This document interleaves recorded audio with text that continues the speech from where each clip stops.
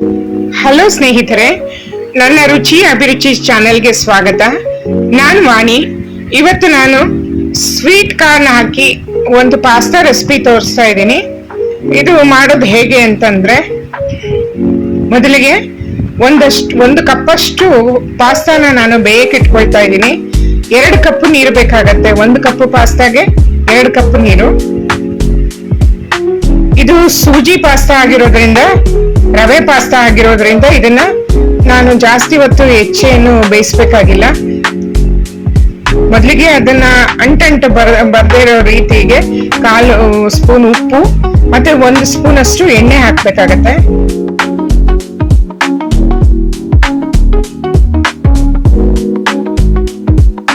ಈಗ 5-10 ನಿಮಿಷ ಅದನ್ನ ಬಿಡಬೇಕಾಗತ್ತೆ. ಅದು ಒಂದು ತಗೊಂಡು ನಾವು ಮುಟ್ಟಿ ನೋಡ್ಬೇಕು, ಸಾಫ್ಟ್ ಆಗಿ ಬೆಂದಿದೆ. ಅದನ್ನ ಆಫ್ ಮಾಡ್ಬಿಟ್ಟು ಈಗ ಸ್ವೀಟ್ ಕಾರ್ನ್ ಇನ್ನೊಂದು ಇದ್ರಲ್ಲಿ ಇಟ್ಕೊಳ್ತಾ ಇದ್ದೀನಿ. ಇದು ಕೂಡ ಹೆಚ್ಚೇನು ಬೇಯಿಸ್ಬೇಕಾಗಿಲ್ಲ, 5 ನಿಮಿಷ ಬಿಟ್ರೆ ಸಾಕು. ಈಗ ಇದನ್ನ ಪಾಸ್ತಾನ ನಾನು ಸ್ಟೈನ್ಗೆ ಹಾಕ್ತಾ ಇದ್ದೀನಿ. ಅದ್ರ ಮೇಲೆ ತಣ್ಣೀರು ಸ್ವಲ್ಪ ಹಾಕಿದ್ರೆ ಅದು ಅಂಟಿರೋದು ಉದ್ರಾಗತ್ತೆ.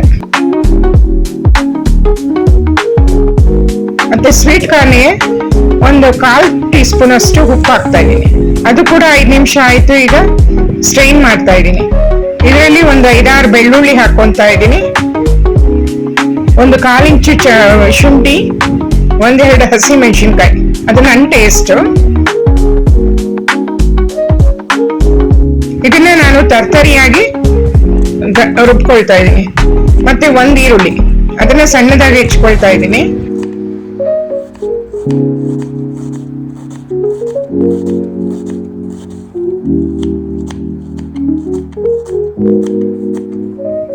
ಒಂದು ಕ್ಯಾಪ್ಸಿಕಮ್,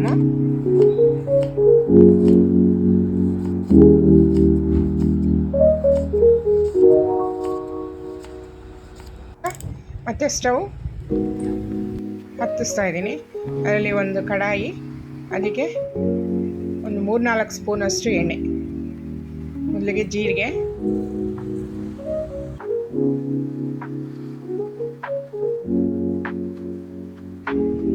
ಚಟಪಟ ಅಂತ ಸಿಡಿದ ಮೇಲೆ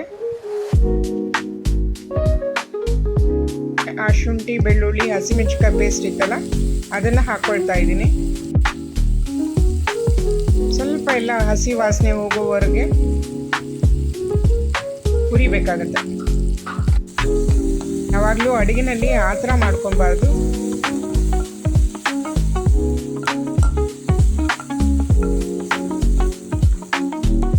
ಈಗ ಹೆಚ್ಚಿಟ್ಟಿರೋ ಈರುಳ್ಳಿ ಹಾಕೊಳ್ತಾ ಇದ್ದೀನಿ.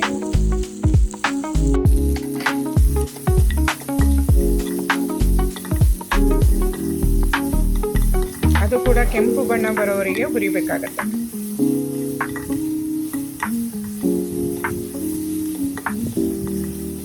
ಈಗ 1 ಟೊಮೆಟೊ ಅಥವಾ 1.5 ಟೊಮೆಟೊ ಬೇಕಾಗುತ್ತೆ. ಅದರದ್ದು ಪ್ಯೂರಿ ನೋಡಿ, ಅದು ಕೂಡ ಹಾಕೊಳ್ತಾ ಇದ್ದೀನಿ.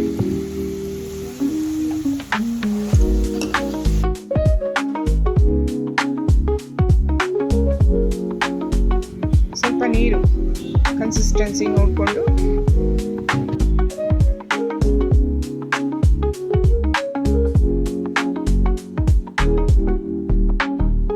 ಕ್ಯಾಪ್ಸಿಕಮ್ ಹಾಕ್ತಾ ಇದ್ದೀನಿ.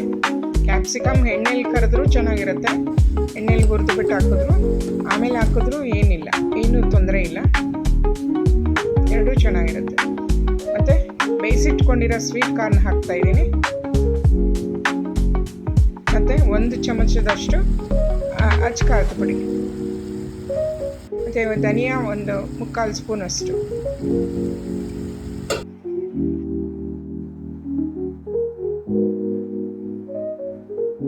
ಈಗ ಅದನ್ನ ಫ್ರೈ ಮಾಡ್ಕೊಳ್ತಾ ಇದ್ದೀನಿ.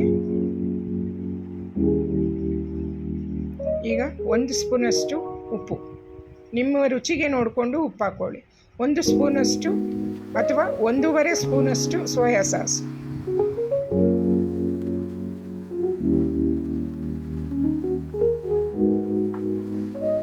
ಸ್ವಲ್ಪ ಇದೆಲ್ಲ ಹಸಿ ವಾಸನೆ ಹೋಗೋಷ್ಟು ಹುರ್ಕೋಬೇಕಾಗುತ್ತೆ. ಈಗ ಬೇಯಿಸಿಟ್ಕೊಂಡಿರೋದನ್ನು ಪಾಸ್ತಾನ ಹಾಕ್ತಾ ಇದ್ದೀನಿ.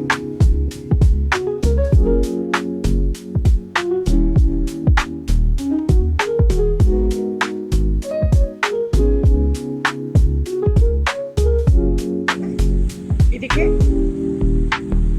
ಟೊಮೆಟೊ ಸಾಸ್ 2 ಸ್ಪೂನ್,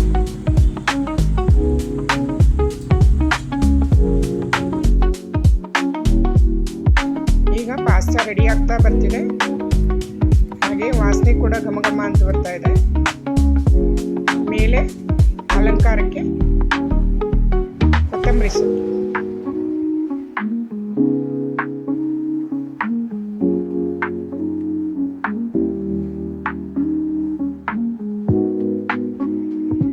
ಈಗ ಇದನ್ನ ಪ್ಲೇಟಿಗೆ ಹಾಕ್ತಾ ಇದ್ದೀನಿ.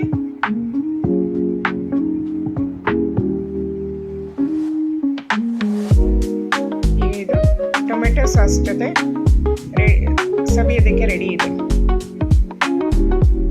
ಟೇಸ್ಟ್ ಅಂತೂ ಅದ್ಭುತವಾಗಿ ಬಂದಿದೆ. ಒಮ್ಮೆ ನೀವು ಟ್ರೈ ಮಾಡಿ ನನಗೆ ಸಪೋರ್ಟ್ ಮಾಡಿ. ನಿಮ್ಗೆ ಇಷ್ಟ ಆಗಿದ್ರೆ ಈ ಚಾನಲ್ನ ಸಬ್ಸ್ಕ್ರೈಬ್ ಮಾಡಿ, ನನಗೆ ನೋಡಿ ಕಾಮೆಂಟ್ ಮಾಡಿ. Thank you.